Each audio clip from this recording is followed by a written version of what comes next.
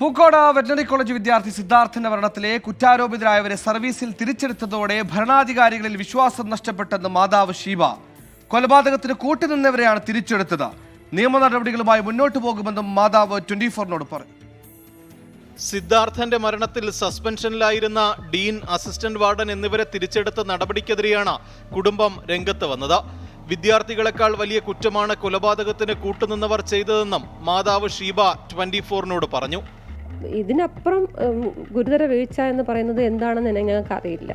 കൊല നടത്തിയതിനും അല്ലാതെ അതിന് കൂട്ടുനിന്നും അതിനും പിറകെ എല്ലാ തെളിവുകളും നശിപ്പിക്കാനും ഇവർ 3 പേരും, അതായത് VC-യും ഡീനും അസിസ്റ്റന്റ് വാർഡനായ കാന്തനാഥനും, ഇവർ കൂട്ടുനിന്നവരാണ്. എല്ലാത്തിനും കുട്ടികളെക്കാളും കൂടുതൽ ഉത്തരവാദിത്തം ഉള്ളവരാണ്. ഇവരെയാണ് ഇപ്പോൾ തിരിച്ചെടുത്തിരിക്കുന്നത്. അപ്പം ഞങ്ങൾ ഇനിയിപ്പോൾ ആരാണ് വിശ്വസിക്കേണ്ടത്?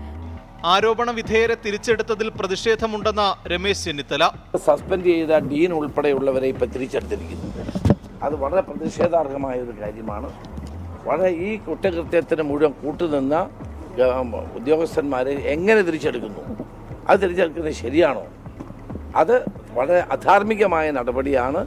6 മാസത്തെ സസ്പെൻഷൻ കാലാവധി പൂർത്തിയായതിനെ തുടർന്ന് Palakkad Thiruvazhamkunnu college of aviation science and മാനേജ്മെന്റിലേക്കാണ് ഡീനെയും അസിസ്റ്റന്റ് വാർഡനെയും മാറ്റി നിയമിച്ചത്.